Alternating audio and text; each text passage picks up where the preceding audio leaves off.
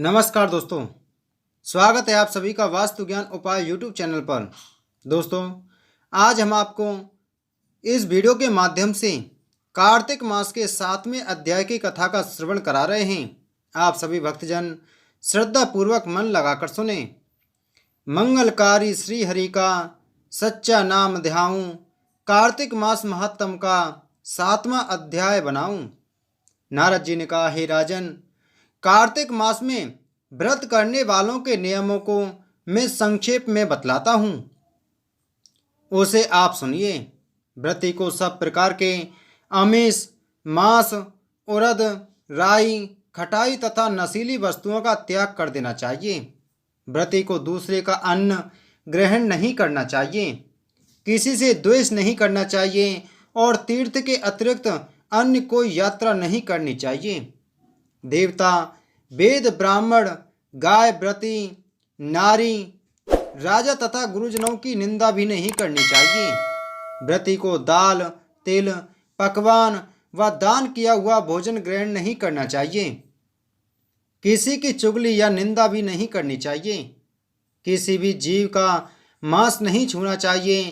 पान, कत्था, चूना, नींबू, मसूर, बासी तथा झूठे अन्न का भी प्रयोग नहीं करना चाहिए। गाय, बकरी तथा भैंस के अतिरिक्त अन्य किसी पशु का दूध नहीं पीना चाहिए। कांस्य के पात्र में रखा हुआ पंचगव्य, बहुत छोटे घड़े का पानी तथा केवल अपने लिए ही पका हुआ अन्न प्रयोग करना चाहिए। कार्तिक माह का व्रत करने वाले मनुष्य को सदैव ब्रह्मचर्य का पालन करना चाहिए। उसे धरती पर सोना चाहिए और दिन के चौथे पहर में केवल एक बार पत्तल में भोजन करना चाहिए। व्रती कार्तिक माह में केवल नरक चतुर्दशी, जिसे छोटी दिवाली भी कहा जाता है, के दिन ही शरीर में तेल लगा सकता है। कार्तिक माह में व्रत करने वाले मनुष्य को सिंघाड़ा, प्याज, मट्ठा, गाजर, मूली, काशीफल, लौकी, तरबूज इन वस्तुओं का प्रयोग बिल्कुल नहीं करना चाहिए। रजस्वला, चांडाल, पापी, म्लेच्छ, पतित, व्रतहीन, ब्राह्मण द्रोही और नास्तिकों से बातचीत नहीं करनी चाहिए। भगवान विष्णु को प्रसन्न करने के लिए अपनी शक्ति के अनुसार चंद्रायण आदि का व्रत करना चाहिए और उपर्युक्त नियमों का पालन करना चाहिए।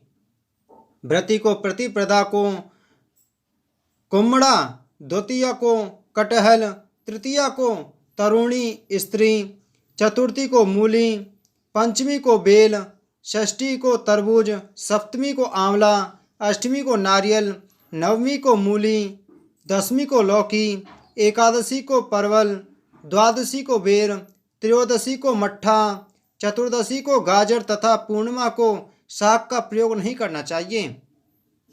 रविवार को आंवला का प्रयोग नहीं करना चाहिए। कार्तिक माह में व्रत करने वाला मनुष्य यदि इन शाकों में से किसी शाक का सेवन करना चाहे तो पहले ब्राह्मण को देखकर ग्रहण करे। यही विधान महामाह के व्रत के लिए भी है।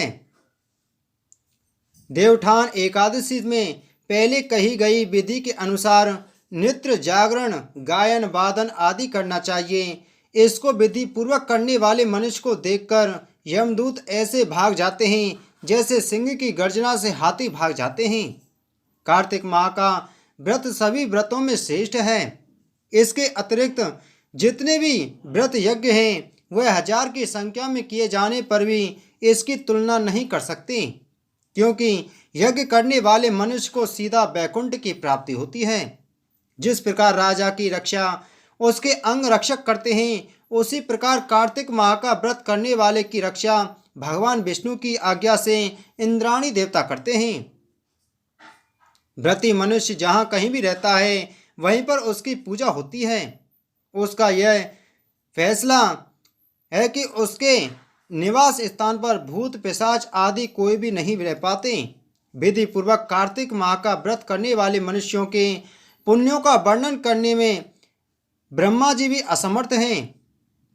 यह सब व्रत सभी पापों को नष्ट करने वाला, पुत्र पौत्र प्रदान करने वाला और धन धान्य की वृद्धि करने वाला है। इति श्री कार्तिक मास 7वां अध्याय संपूर्ण। बोलो विष्णु भगवान की जय। दोस्तों, वीडियो को ज़्यादा से ज़्यादा शेयर करें और चैनल को सब्सक्राइब करें। तो मिलते हैं दोस्तों आगे की कथा में कार्तिक माह के 8वें अध्याय के साथ में। आप सभी को जय श्री राधे, जय श्री कृष्ण।